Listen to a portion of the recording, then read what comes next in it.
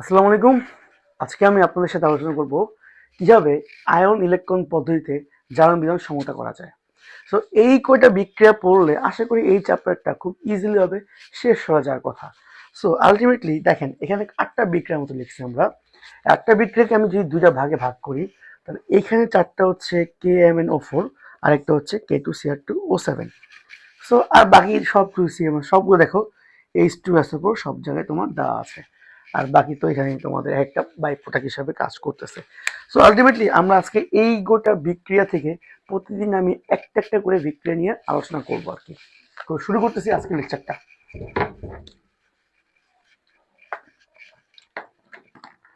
আজকে ফার্স্টে শুরু করবো হচ্ছে K2Cr2O7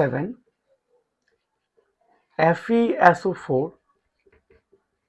H2SO4 এই বিক্রিয়াটাকে আমি আয়ন ইলেকট্রন পদ্ধতিতে সমতা করে দেখাবো। আচ্ছা, সো আমাকে আগে বিক্রিয়া করার আগে দেখতে হবে যে বিক্রিয়ার মধ্যে কি কি দেওয়া আছে। ফার্স্ট অফ অল আমি দেখতে পাচ্ছি এখানে আমাদের H2SO4 আছে। আচ্ছা, এখানে H2SO4 ভাঙলে পাচ্ছি আমরা H প্লাস, এটাকে বাংলা পাচ্ছি SO4 2 মাইনাস। এই SO4 2 মাইনাসটা আমরা দর্শক আয়ন হিসেবে কাজ করবে, আর H প্লাসটা আমরা বিক্রিয়ার মাধ্যমে সমান্ত করে এটাকে আমরা বাদ দিতে পারবো। তো আমাদের এই অ্যাসোফোরটা হচ্ছে দর্শক আয়ন। আচ্ছা দেখেন এখানে কি আছে, ফেরাস, জারণ সংখ্যা হচ্ছে +2। যখন সে বিক্রিয়া অংশগ্রহণ করবে, আই রিপিট, ফেরাস যখন বিক্রিয়ায় অংশগ্রহণ করবে উৎপন্ন হয় Fe3+। তার মানে দেখো এখানে 2 ছিল, একটা কি হয়েছে, একটা ইলেকট্রন সে ত্যাগ করছে, উৎপন্ন হয়েছে Fe3+। তার মানে কি ইলেকট্রন ত্যাগ করার পর কি বৃদ্ধি পেয়েছে, রাইট? তো আমাদের এখানে একটা ইলেকট্রন ত্যাগ করছে, তার মানে এটাকে বলতেছি আমরা জারণ। কেন? জারণ মানে ছাড়ন। আর বাকি থাকে কি তাহলে এটা, এটা কি কাজ করবে, এটা আমাদের আসলে বিজারণ হিসেবে কাজ করতেছে। সো আমি যদি এখন বিক্রিয়া সম্পূর্ণ করা শুরু করি তাহলে কি আসতেছে আমাদের জারণ অর্ধবিক্রিয়া,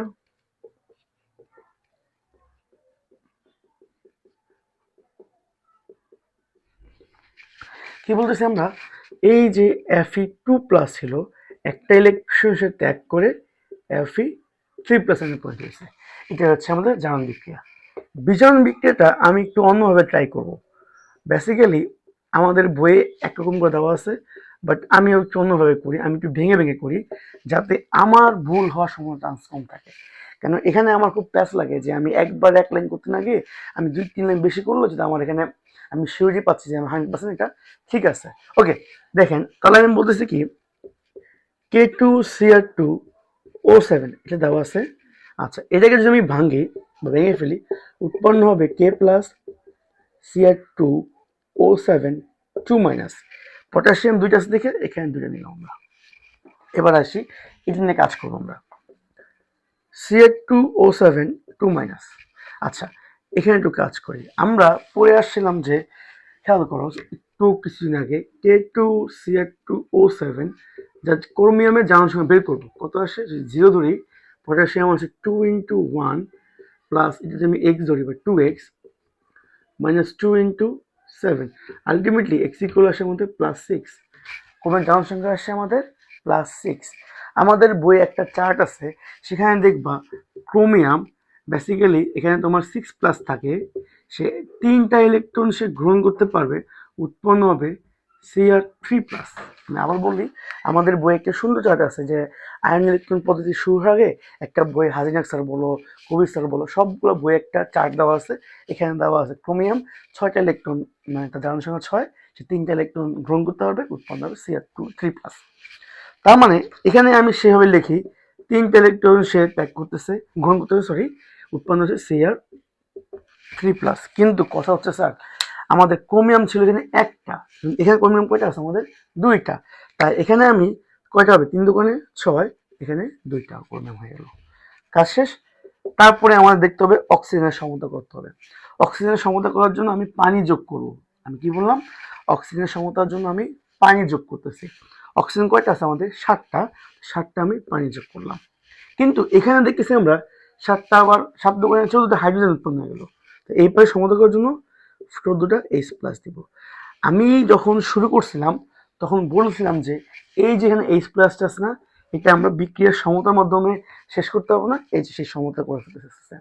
আমি যে করি ধাপে ধাপে, এটা আমার এইচ প্লাসটা সমত হয়ে গেছে আমাদের আলটিমেটলি।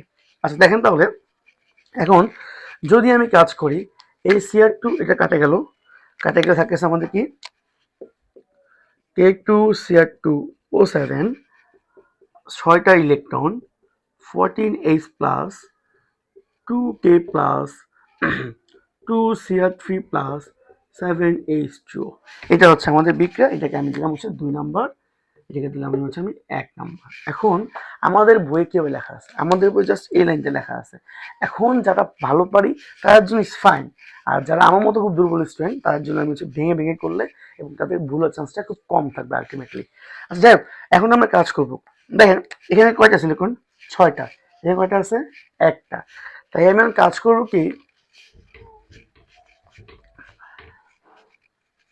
আমি যেটা কাজটা করবো সেটা হচ্ছে 1 নংয়ের সাথে 6 গুণ করে 2 নংয়ের সাথে আমি কি করব, যোগ করব, যোগ করি। তাহলে কি আসছে আমাদের Fe2 প্লাস ছিল, একটা ইলেকট্রন ছিল, সে ত্যাগ করে উৎপন্ন হচ্ছে আমাদের Fe3 প্লাস।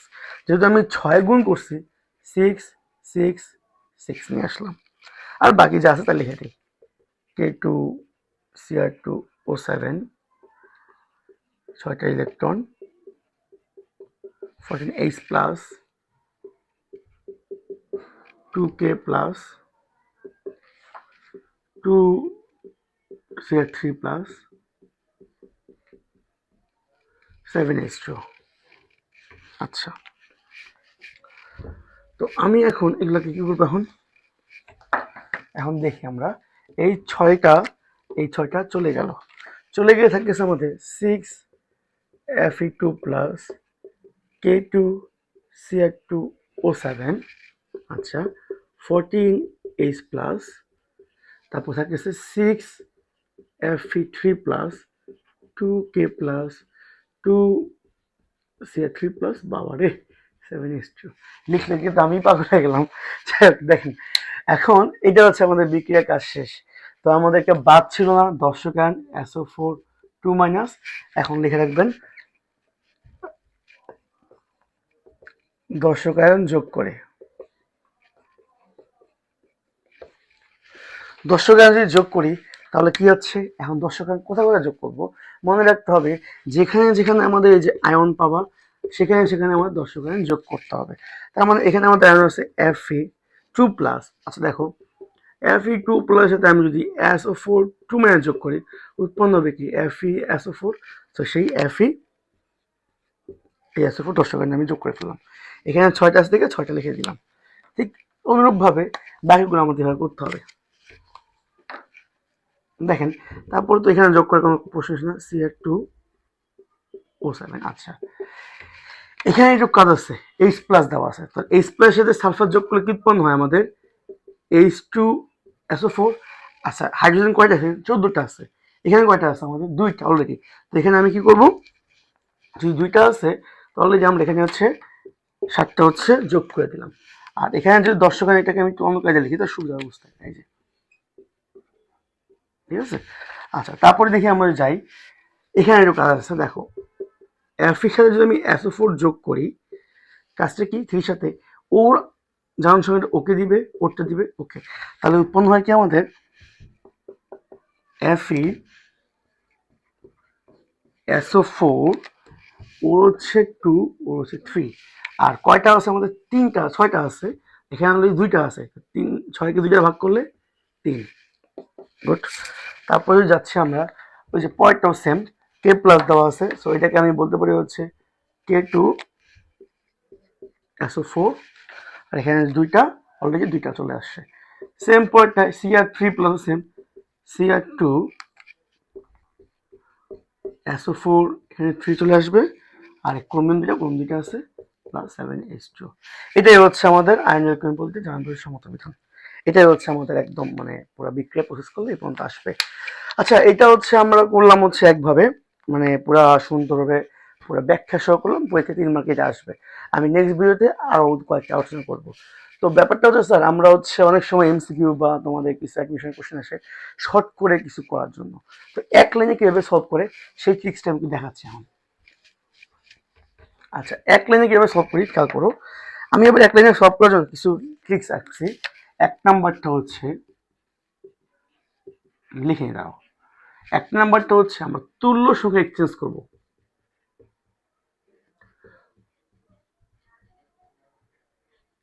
কি করলাম?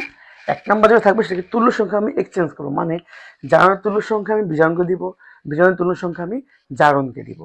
আর দুই নাম্বারটা হচ্ছে আমাদের প্লাস মাইনাস দিয়ে যোগ বানাবো, তারপরে পানি যোগ করে সমতা করতেছি, তারপরে বাকিটুকু এমনি বুঝতে পারবা। তো আমি কি বলি, ফার্স্টে তুল্য সংখ্যা আমি এক্সচেঞ্জ করলাম। আলটিমেট তুল্য সংখ্যা এক্সচেঞ্জ মানে কি হচ্ছে, আমি যদি বলি জারণটা কাকে দিবে বিজারণকে, আর বিজন কাকে দিবে জারণকে, এটা হচ্ছে আমার তুল্য সংখ্যার মেন কারণ। আচ্ছা, তাহলে আমি বিকেটা করি, কমপ্লিট করে দেখো, এটাকে লিখি K2Cr2O7। এখন আমি নিচ্ছি কি FeSO4, দেন হচ্ছে আমাদের H2SO4। আচ্ছা দেখো, আমি বিকেটা এখানে সমতা করি, এখানে না করে আমি এখানে করতেছি। ফার্স্ট টাইম কি বলছি, তুল্য সংখ্যা আমি এক্সচেঞ্জ করবো। আচ্ছা, আমরা জানি যখন আমরা বিক্রিয়া করছি ফেরাসের তুল্য সংখ্যা, আচ্ছা তুল্য সংখ্যা কি বলতে পারবা? তুল্য সংখ্যা হচ্ছে একটা পরমাণু বা মৌল যে কোনো ইলেকট্রন ত্যাগ বা গ্রহণ করতে পারবে, সেই নাম্বারটাকে বলি তুল্য সংখ্যা। তার মানে ফেরাস যেমন 2+ ছিল, সে একটা এখন গ্রহণ ত্যাগ করছে Fe3+ না, তুল্য সংখ্যা হচ্ছে আমাদের কত ছিল? 1। ক্লিয়ার? তুল্য সংখ্যা হচ্ছে আমাদের 1। তুল্য সংখ্যাটা আমি রাখলাম, ফেরাস তুল্য সংখ্যা হচ্ছে আমাদের 1। আচ্ছা, ক্রোমিয়ামের তুল্য সংখ্যা কত? সরি, হ্যাঁ ক্রোমিয়ামের তুল্য সংখ্যা কত? একটু আগে আমরা পড়লাম ক্রোমিয়াম হচ্ছে বেসিক্যালি 3টে ইলেকট্রন গ্রহণ করতে পারে, কিন্তু ক্রোমিয়াম আছে কয়টা আমাদের? 2টা। তার মানে সে 3 2 6টা ইলেকট্রন সে হচ্ছে গ্রহণ করতে পারবে। তাহলে ক্রোমিয়ামের তুল্য সংখ্যা হচ্ছে আমাদের 6। তো এক্সচেঞ্জ করতে মানে কি, ওর 6 দিবা ওকে, ওর 1 দিবা ওকে। তার মানে এটা হচ্ছে আমাদের তুল্য সংখ্যা 1, তুল্য সংখ্যা আমাদের 6। এক নাম্বারটা আমাদের ক্লিয়ার। দুই নাম্বারটা বলছি প্লাস মাইনাস যোগ আনাবা, আমি মাইনাস কোনটা এখানে? অবশ্যই এই SO4টা মাইনাস কাজ করতেছে আমাদের, দর্শকের হিসেবে আছে। তো SO4 2 মাইনাস, এটা হচ্ছে আমাদের মাইনাস আয়ন হিসেবে কাজ করতেছে। তাহলে প্লাস মানে কি, পটাশিয়াম প্লাস প্লাসের সাথে মাইনাস বিক্রিয়া করলে কি উৎপন্ন হচ্ছে আমাদের?